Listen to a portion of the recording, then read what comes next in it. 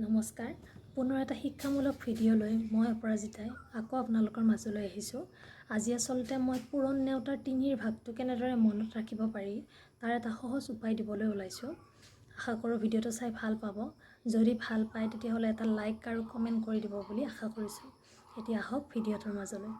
পোনপ্ৰথমে আমি ইয়াতে